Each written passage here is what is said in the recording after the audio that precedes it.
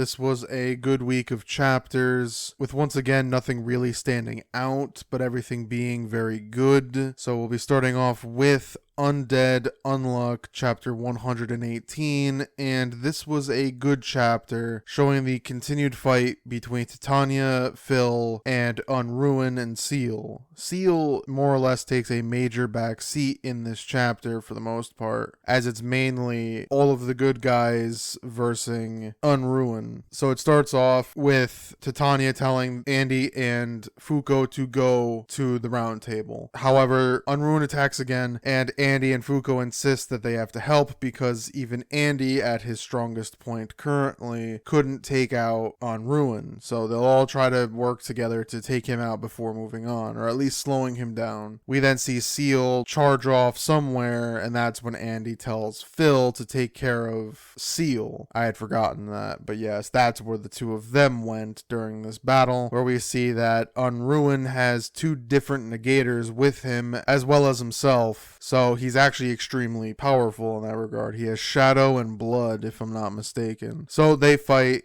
but ultimately Unruin gets the upper hand by taking out Titania by trying to suffocate her by covering her bubble. That is sort of her area of untouchability, because I believe she was untouched or something. Nothing can get to her outside of this small pocket of air that allows her to eat and to breathe. So Unruin plans on trying to drown her with Uma blood and fill the air hole with it. But she's able to pseudo stop it and tells Fuko and Andy to try to move ahead and that the sacrifices here are fine. They'll figure out a way to deal with it. And that Titania believes in Fuko, even if Fuko doesn't believe in herself. That's when, out of nowhere, Billy shows up and saves Titania and plans to fight with them against Unruin. So now we'll see whether or not Unruin is able to match up against 4 different negators, or if Billy tells Fuko and Andy to leave and let him deal with Unruin. So overall, I think I'll give this chapter a B. It was good seeing the continued battle going on here, as well as the save from Billy. Now it'll be a question of if Billy has them all fight Unruin to try to just defeat him here and now before going to the round table, or if Billy prioritizes urgency and tells Andy and Fuko just to go to the round table. I'm curious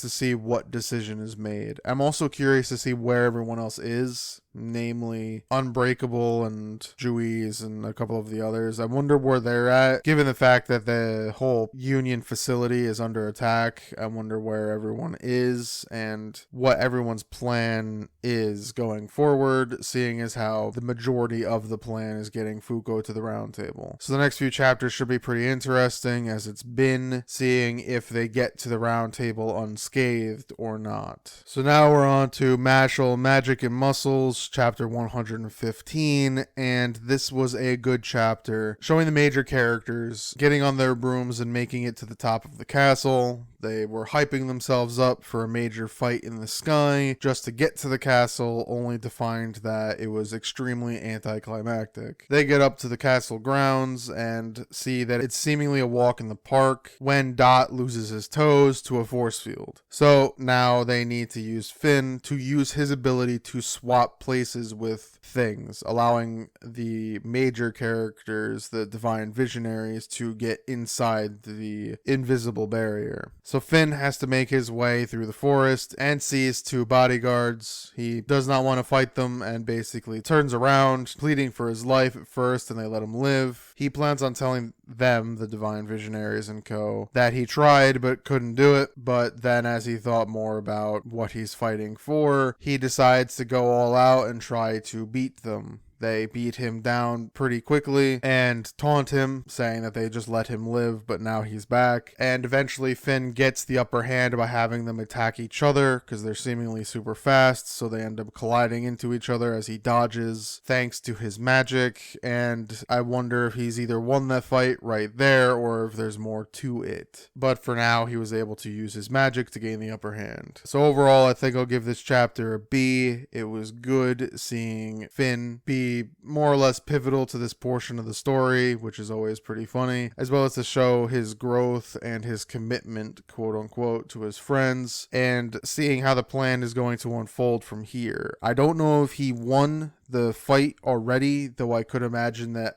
was the victory, and now he has to drag them to the barrier to swap a divine visionary with both of the guardsmen, or if the fight continues and he has to really try to work his way into the victory without seemingly alerting the other Innocent Zero children, because if they get involved, it's over for Finn. So we'll see what decision is made, and I'm curious to see what type of antics happen in the next chapter. Now we're on to Sakamoto Days, chapter 78, and this was a good chapter showing Nagumo and Shishibi being extremely powerful, taking out the slur goons pretty easily, up until this mysterious guy who has something over his face so they can't see who it is. They fight him up until Osaragi shows up, and she's not happy with being left behind, and ultimately that battle ends up being undecided as the masked man escapes. Osaragi asks Shishibi why he left her behind, and he tries to blame it on Nagumo, but it does not work.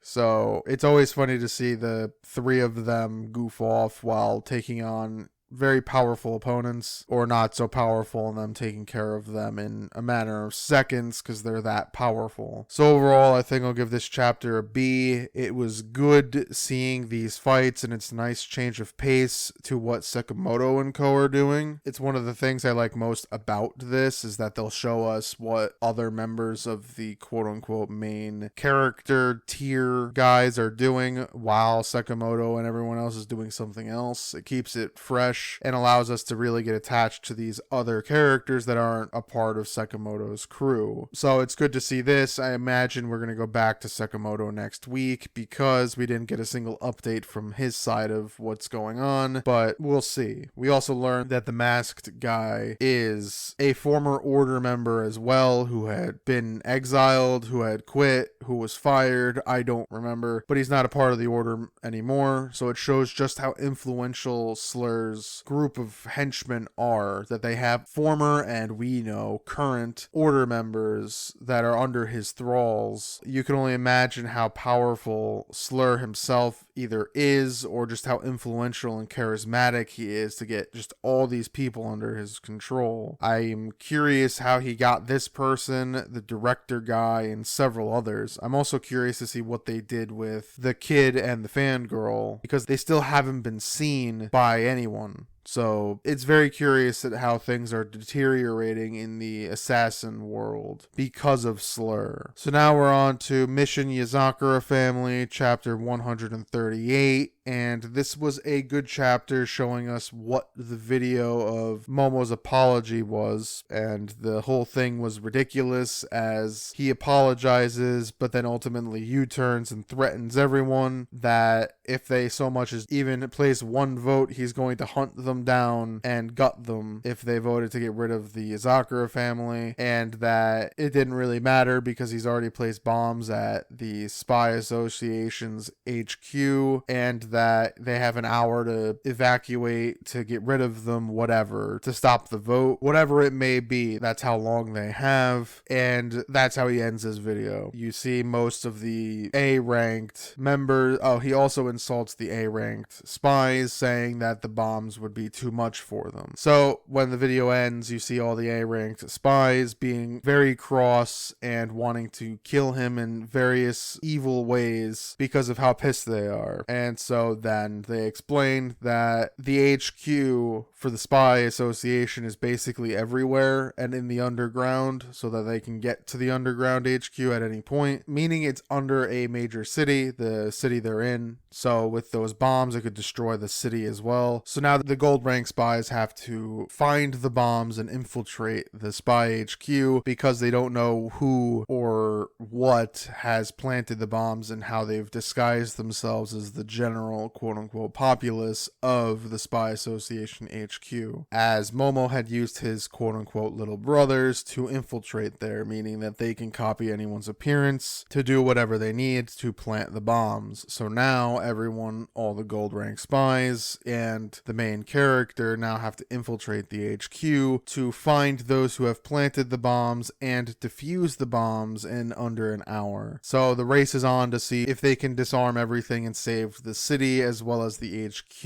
and everyone within the HQ, because the bombs will blow up a ton of area. They're enormous and devastating, so it's up to them to try to save as many lives as they possibly can and to stop Momo from being a madman. So overall, I think I'll give this chapter a B. It was good seeing Momo's madness at full display, that he's threatening everyone and insulting everyone at the same time, which then leaves our main group of characters for this particular arc at the moment, namely all the gold rank spies and the main character, to try to find these bombs, having it that it's a big spy mission to infiltrate their own headquarters to try to find who has placed the bombs and how many there are. It should be a pretty exciting bit of action and spy espionage-ness, so it should be fun, and I look forward to seeing how this whole thing resolves itself, because there's a lot of intrigue to be had in how they pull this mission off. So that was all of the major chapters. Again, they were all fairly good, with Undead having a new major fight break out with Andy, Fuko, and Titania versus Unruin before Billy comes out with the save. Mashle having it that Finn now has to verse 2 overpowered bodyguards, even though he is very much not strong enough to verse them. I imagine he'll find some way of succeeding. Sakamoto having it that Nagumo and Shishibi were able to take out all of the grunts before fighting a former Order member, and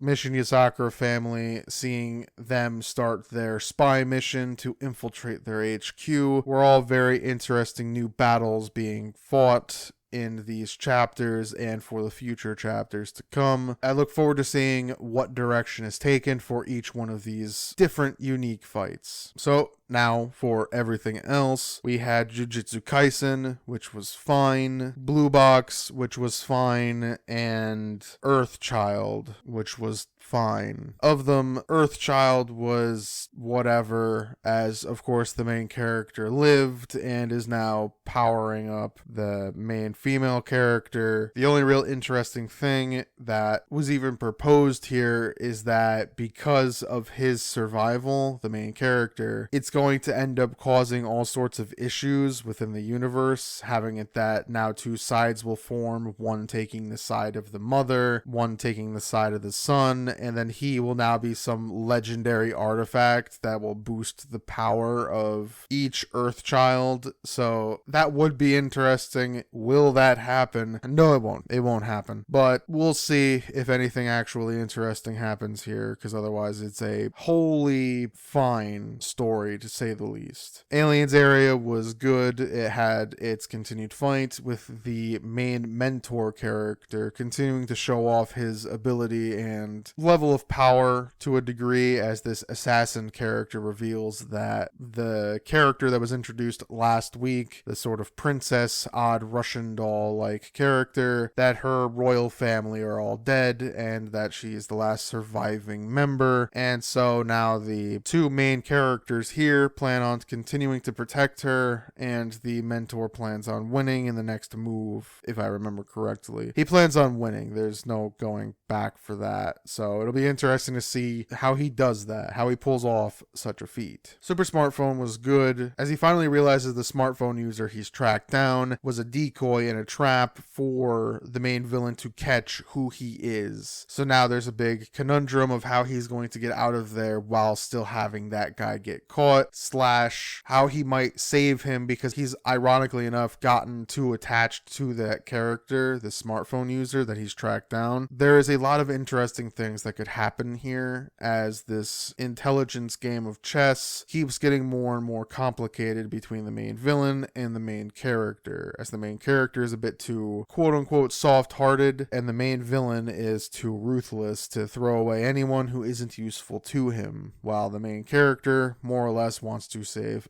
everyone to a degree. Doron was good as we're getting this major invasion arc starting, which was good as the Mononoke are invading the major city where most of the samurai officers are. We also see that the samurai officer that was versing the skeleton guy ended up getting killed by the skeleton guy, showing just how powerful that particular Mononoke is. And it'll be interesting to see how this battle unfolds, as we're also getting the traitor being more or less revealed in this arc. So there's a lot going on, and if this manga stays at this breakneck pace, it could be actually a fairly good one. So I'm curious at how it's going to go from here, how this battle's going to unfold. The elusive samurai was good, seeing that the battle was won and the war more or less over. Everyone celebrated, but then ultimately got the grim taste of reality as they don't know what's going to happen next. And that's when the major god-like character decides it's time to reveal the main character's true identity as the heir to the shogunate that was killed at the beginning of the story. And by doing so, everyone is completely shocked and floored at his survival. And the main villain thus far, the archer guy, he decides to jump out of where he was watching and kill the main character while he has the opportunity, because if he survives longer, the entirety of Japan will be in trouble, is more or less what I'm gathering why he did that. He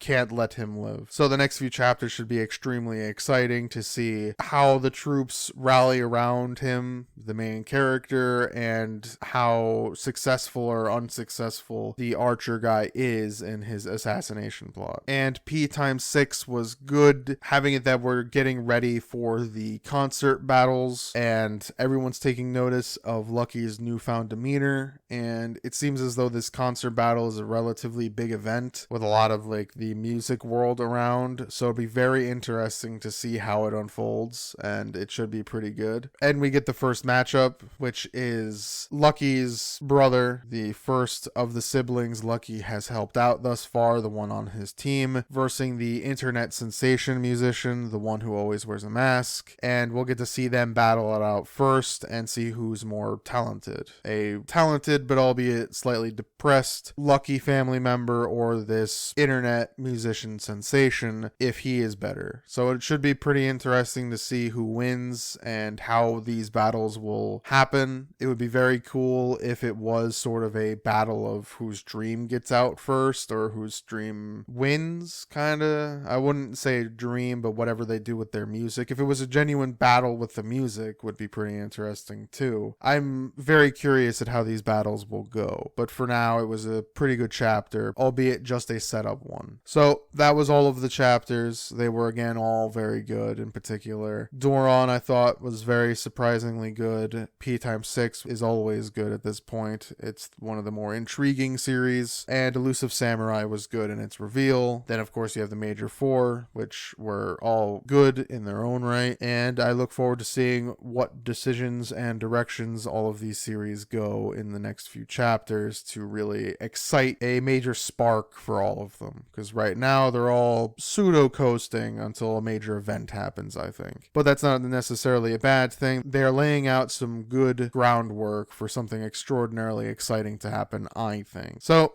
if you enjoyed this video, please leave a like, and as always, thank you for watching.